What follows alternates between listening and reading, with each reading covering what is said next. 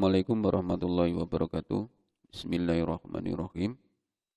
Alhamdulillah anak-anakku semua, kita berjumpa lagi di video pembelajaran. Di video kita kali ini kita akan meneruskan materi kita di kelas 9 dari pertemuan atau video-video sebelumnya. Di video sebelumnya kita sudah membahas tentang induksi elektromagnetik. Jadi, induksi elektromagnetik kalau kita ingat kembali, salah satu contohnya adalah generator, baik AC atau DC. Prinsip induksi elektromagnetik adalah menghasilkan arus listrik dari medan magnet yang mengalami perubahan garis gaya magnetnya atau perubahan flux magnetiknya. Perubahan flux magnetik kemarin sudah kita pelajari, yaitu dengan cara bisa menggerakkan magnet keluar masuk ke dalam kumparan, atau yang kedua dengan mengubah arah kutub-kutub magnet. Baik, sekarang kita lanjutkan di materi sekarang, yaitu tentang transformator. Transformator atau trafo merupakan alat yang menggunakan prinsip induksi elektromagnetik. Jadi dia outputnya atau keluarannya berupa arus listrik.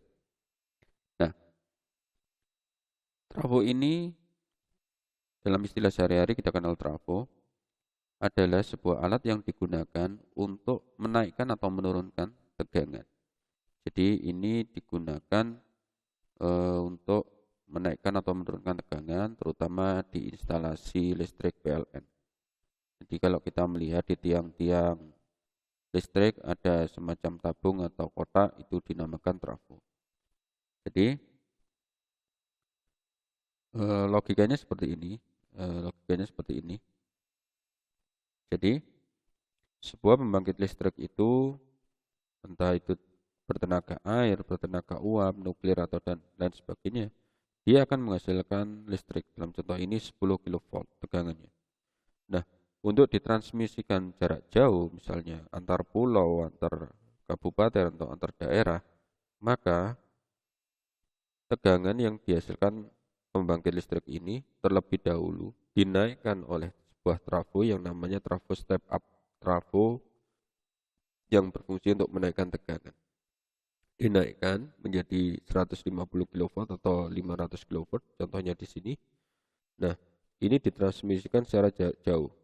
Nah, jadi kabel-kabel PLN yang di jalan-jalan itu merupakan kabel-kabel yang memiliki tegangan yang sangat tinggi. Nah, setelah ditransmisikan dan sampai di tempat tujuan, sampai di rumah-rumah penduduk, maka rumah-rumah penduduk ini tegangannya harus diturunkan dulu, jangan sampai terlalu tinggi seperti ini. Nah, sebelum masuk ke rumah penduduk, maka digunakanlah trafo step down atau trafo penurun tegangan, yang gunanya untuk menurunkan tegangan 150 kV atau 500 kV ini turun menjadi 2 kV, sehingga sampai di rumah menjadi tegangan listrik 220 volt. Nah, ini adalah kegunaan trafo. Kenapa transmisi listrik ini tegangannya harus dinaikkan? Hal ini salah satunya untuk mengurangi hilangnya energi listrik. Jadi selama melewati kabel yang sedemikian panjang dan sedemikian jauh, maka ada beberapa energi listrik ini yang akan terbuang menjadi panas. Di kabel kalau dilalui listrik ini menjadi panas. Nah, ada beberapa energi listrik yang berubah menjadi panas, sehingga agar tidak rugi tegangan 10 kV ini kalau ditransmisikan 10 kV, maka akan ada beberapa energi yang hilang. Nah, di sini dapat kita baca ada dua alasan mengapa listrik dinaikkan tegangannya. Yang pertama, dengan menaikkan tegangan maka arus transmisinya tidak akan terlalu besar, sehingga membutuhkan kawat dengan penampang yang lebih kecil. Jadi itu adalah poin yang pertama, agar arus transmisinya tidak terlalu besar sehingga kawatnya bisa lebih kecil. Dan yang kedua, dengan arus dan hambatan yang kecil, arusnya yang tadi kecil, hambatan kawatnya kecil, maka akan mengakibatkan rugi energi menjadi lebih kecil. Nah, rugi energi tadi yang sudah kita bahas, yaitu dengan berubahnya sebagian energi menjadi panas. Ini adalah konsep dari transmisi energi listrik dari pembangkit listrik sampai ke rumah-rumah kita. Selanjutnya kita akan bahas trafo itu seperti apa bentuknya. Kita ulangi lagi, trafo itu bisa menaikkan atau menurunkan tegangan. Yang menaikkan tegangan disebut dengan trafo step up atau penaik tegangan, dan yang menurunkan disebut trafo step down. Nah, bagian utama trafo itu ada kumparan primer yang dihubungkan dengan sumber tegangan dan kumparan sekunder yang menghasilkan output atau keluaran. Kalau kita lihat, trafo itu seperti ini. Nah, contohnya seperti ini, sistematikanya. Jadi sebuah trafo itu ada inti besi kotak. Nah, kemudian di kedua sisi besi ini dililiti dengan lilitan kabel atau lilitan kawat. Nah, ada sisi yang disebut primer, biasa kalau dalam gambar diletakkan di sebelah kiri, dan ada yang di sisi sebelah kanan, disebut dengan sisi sekunder. Jadi ini sisi primer, sisi sekunder, ini sisi primer, ini sisi sekunder. Nah, bagaimana dengan jumlah lilitannya? Jumlah lilitannya adalah tergantung sesuai kebutuhannya. Nah, ini yang gambar A ini adalah trafo step down, menurunkan. Jadi arus masuk dari sini, saya gambarkan dulu. Nah, arus itu masuknya ke primer. Nah, ini adalah arus primer. Jadi di sini NP ini primer, sekunder. Nah, sama di sini juga arus masuknya ke primer juga. Nah, pada trafo step up, trafo step down yang seperti gambar A ini dia memiliki lilitan di sisi primer lebih banyak daripada lilitan di sisi sekunder. Kebalikannya, trafo penaik tegangan itu memiliki sisi lilitan di sisi primer yang lebih sedikit daripada lilitan di sisi sekundernya. Nah, bagaimana sih sebenarnya cara kerja trafo? Begitu di sini ada arus listrik yang dialirkan, maka akan timbul medan magnet. Nah, di sini akan timbul medan magnet. Nah, arus yang digunakan dalam trafo ini harus arus AC. Ini arus AC. Kenapa harus AC kok tidak arus DC? Karena arus AC itu bersifat bolak-balik.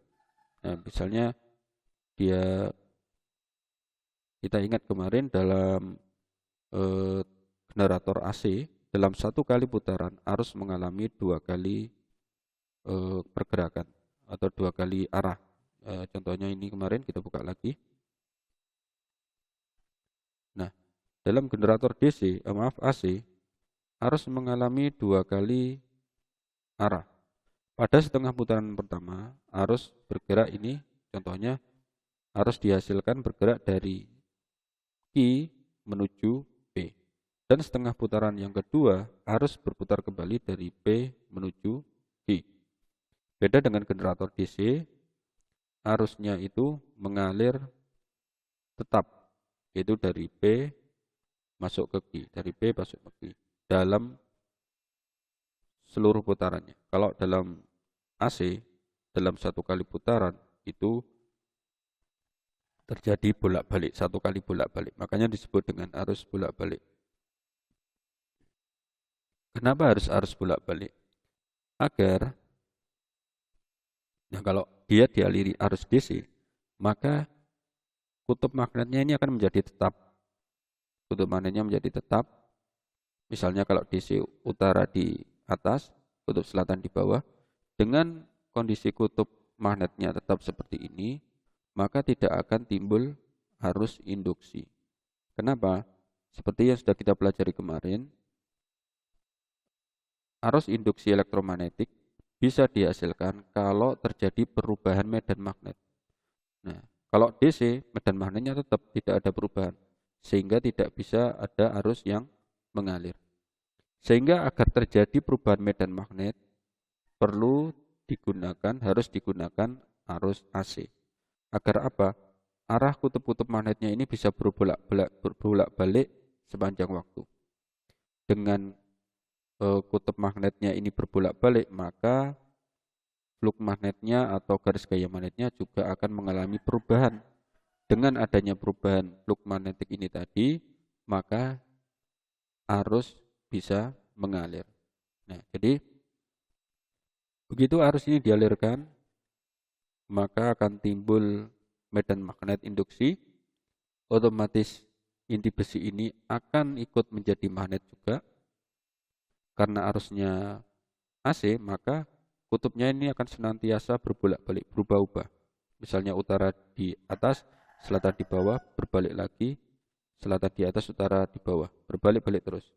Nah, begitu di sini menjadi magnet, di sisi sekunder menjadi magnet dengan medan magnet bulat balik, maka di kawat-kawat sisi sekunder ini akan timbul arus induksi. Jadi kita ulangi lagi. Arus yang diberikan pada sisi primer ini akan menghasilkan medan magnet. Otomatis karena dia melilit kepada kawat besi ini, otomatis besinya ikut menjadi magnet. Karena arus primer itu membolak-balikkan kutub magnet yang dihasilkan, maka di sini sisi sekunder akan timbul perubahan garis gaya magnet. Dengan timbulnya perubahan garis gaya magnet ini, maka di lilitan sekunder akan timbul arus induksi, sehingga di sisi sekunder ada arus. Nah, ini adalah cara kerja dari trafo. Jadi listrik menginduksi, timbul medan magnet, besi ikut menjadi magnet, dan kemudian karena medan magnet yang dihasilkan arus AC ini bolak-balik, maka di sini akan timbul arus induksi. Sama di trafo step up juga begitu. Jadi kita lihat di sini bahwa ada sisi primer, ada sisi sekunder, dan ada inti besi seperti itu. Nah, ciri khas dari trafo step up dan trafo step down. Yang pertama kita bahas dulu trafo step up. Bahwa pada trafo step up, lilitan primernya lebih sedikit daripada lilitan sekundernya. Jadi lilitan di sekundernya harus lebih besar. Tegangan primernya lebih kecil daripada tegangan sekundernya. VP lebih kecil daripada VS. Tapi besar arusnya lebih besar daripada arus sekunder.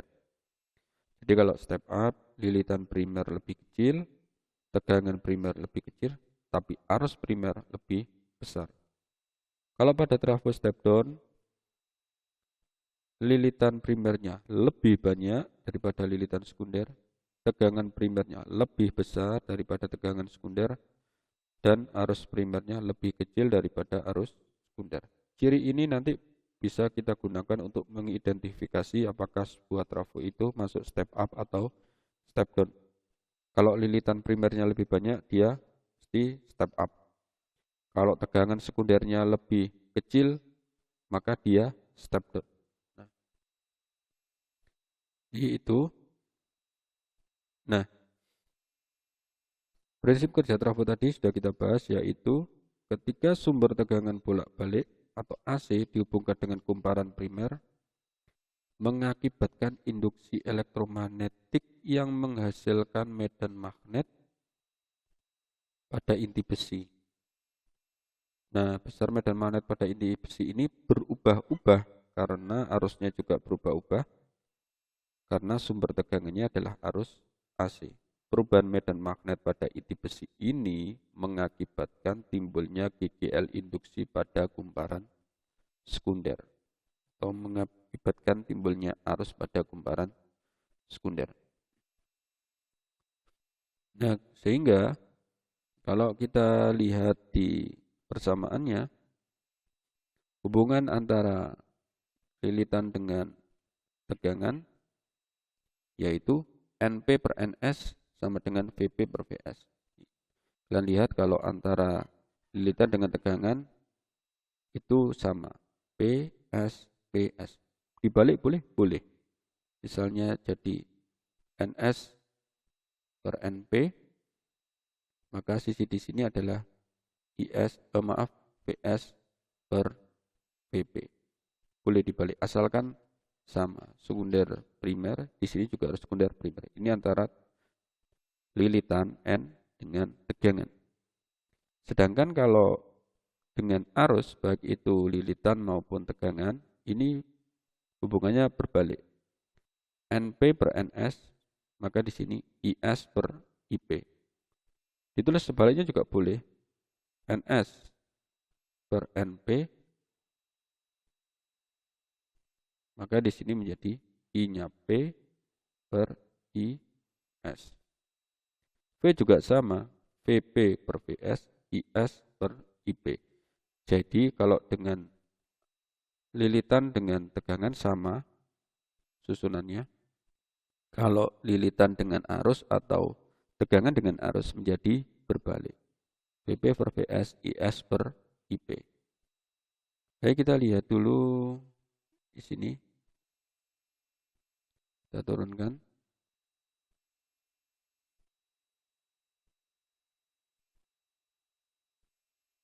Nah, ada persamaan-persamaan seperti ini, kita lihat di sini. Nah, di sini ada contoh. Sebuah trafo step down terdiri atas kumparan primer sebanyak 1200 lilitan. Kita tuliskan NP sama dengan 1200 lilitan dan kumparan primer kumparan sekunder 40 lilitan. Jika kumparan primer dihubungkan dengan sumber tegangan, berarti V primer 220 volt, maka tegangan pada sekunder, maka NP per NS sama dengan VP per VS. 1200 per 40 sama dengan 220 per VS. VS pindah ke sini, 40 pindah ke sini. Di ini kalau kita sebelum masuk sini, ini bisa dituliskan begini. 1200 kali VS sama dengan 220 kali 40. Ini pindah ke sini, ini pindah ke sini. Nah, kemudian VS sama dengan ini kita pindah lagi ke sini menjadi 40 kali 220 per 1200 menjadi 7,3 volt. Nah, ini adalah hasil dari tegangan sekundernya. Kemudian trafo itu ada namanya efisiensi trafo, yaitu perbandingan daya pada kumparan sekunder dengan daya pada kumparan primer.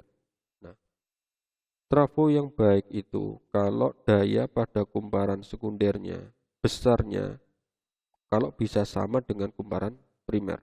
Kenapa seperti itu? Kita lihat di gambar.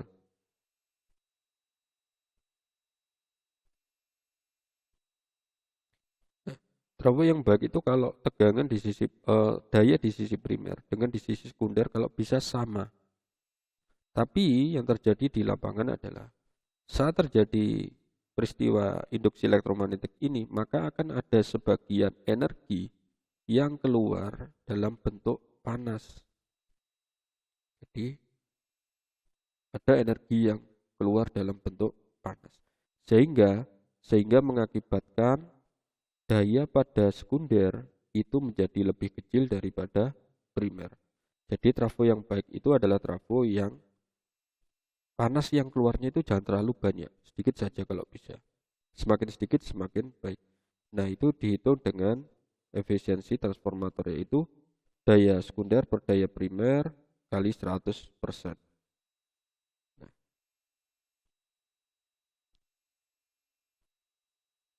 ini tadi. Nah, sekarang kita lihat. Sebuah trafo step down dihubungkan dengan sumber tegangan 6000 volt. dihubungkan dengan sumber tegangan. Berarti 6000 ini adalah VP. 6000 volt.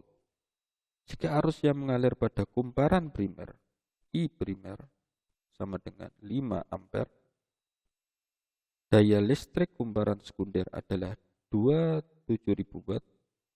Daya P pada kumparan sekunder adalah 27.000 watt. Tentukan efisiensi transformator. Nah, rumusnya tadi adalah ini rumusnya. Kita sudah tahu daya sekundernya, kita cari daya primer. Daya primer, kita ingat rumus daya adalah V kali I, tegangan kali arus, yaitu 6000 kali 5. 6 kali 5, 30.000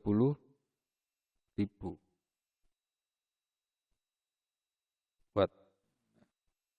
Itu sini ya, jadi 27.000 sekunder per 6.000 kali 5, 27.000 per 30.000 menjadi 0,9 kali 100 atau 90%. Nah, Bapak dikatakan bahwa trafo ini termasuk trafo yang cukup baik. Karena apa? Efisiensinya 90%. Artinya apa? 90% daya dari primer itu dihasilkan di sekunder. 10%-nya hilang menjadi panas tadi.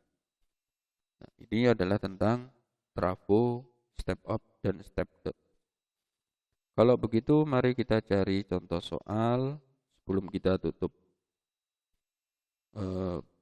video pembelajaran kita ini. Nah, kita lihat contoh soal ini. Oke, contoh soal ini kita bawa ke Paint untuk kita kerjakan.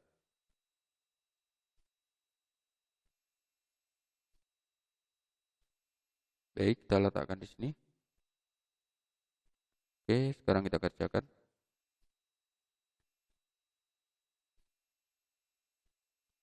Kita kerjakan. Oke. Diketahui apa saja? Diketahui pada rangan di bawah ini voltmeter dihubungkan di ujung-ujung penghambat menunjukkan 50 volt. Voltmeter di sini menunjukkan 50 volt. Tegangan 50 volt ini berarti menunjukkan dia adalah V sekunder. Karena di sini ada lambang ini berarti dia AC. Berarti di sini adalah sisi primer. Di sini ada sisi sekunder. Di sisi primer ada 20 volt, berarti V primer 20 volt. Di sisi sekunder ada 2 ampere, berarti ada I sekunder 2 ampere. Dan sudah itu saja. Nah, kita lihat tegangan sekundernya 50, tegangan primernya 20. Dari 20 jadi 50 berarti apa? Naik, berarti dia adalah step up. Kita sudah tahu cirinya. Oke, sekarang kita jawab yang A. Berapakah daya keluaran trafo?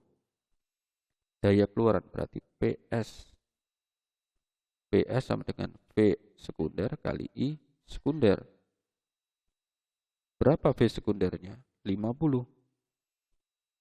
Berapa I sekundernya? 2. 50 kali 2, 100 watt. Daya sekundernya 50, 100 watt. Pertanyaan yang B.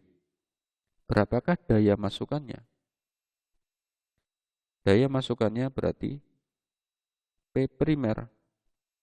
V primer kali I primer. V primer 20, I primer belum kita temukan. Maka kita harus mencari dulu. Nah, pakai rumus tadi, karena yang diketahui V dengan I, maka kita cari VP per VS sama dengan IS per IP. VP 20 per VS 50, IS I sekundernya 2 ampere per I primer kita cari. Ini kali pindah ke sini, ini pindah ke sini. 20 kali IP sama dengan 2 kali 50. 20 I kali IP, 20 IP sama dengan 2 kali 50, 100. IP sama dengan 100 per 20 sama dengan 5 ampere. Nah, kita sudah tahu berarti I primernya 5 ampere. Sekarang kita masukkan ke sini. Daya primer sama dengan V primer kali I primer, yaitu V primernya 20 kali I primernya 5. 20 kali 5, 100 watt. Nah, C, berapakah arus primernya? Arus primer sudah kita cari, yaitu arus primer 5 ampere. Berapakah perbandingan lilitannya? Nah, sekarang kita cari perbandingan lilitannya. NP per NS, VP per VS. NP per NS sama dengan VP-nya 20 per VS-nya 50. Sama dengan berapa? 20 dengan 50 kita perkecil. Kita bagi 5. 4 per 10. Kita bagi 2 lagi menjadi 2 per 5. Sehingga perbandingan NP berbanding NS sama dengan 2 berbanding 5. Dan E, hitung hambatan R. Nah, R bagaimana? Kita masih ingat hukum Ohm. I sama dengan V per R, sehingga R sama dengan V per I. Karena ini ada di sisi sekunder, maka kita gunakan V-nya sekunder, I-nya sekunder. V sekunder per I sekunder. V sekunder 50 per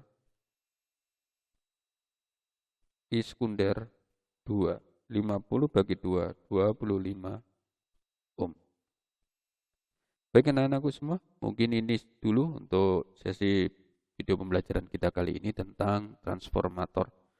Di transformator tadi kita sudah pelajari ada 2 jenis, step up dan step down, dengan ciri-ciri yang sudah kita pelajari. Terima kasih anak-anakku semua. Tetap belajar, tetap berdoa kepada Allah Subhanahu wa taala. Semoga kita selalu diberi perlindungan, kesehatan dan kebaikan. Terima kasih. Jangan lupa bukunya dibaca agar bisa memahami penjelasan yang lebih detail selain dari video pembelajaran kita kali ini. Saya akhiri. Assalamualaikum warahmatullahi wabarakatuh.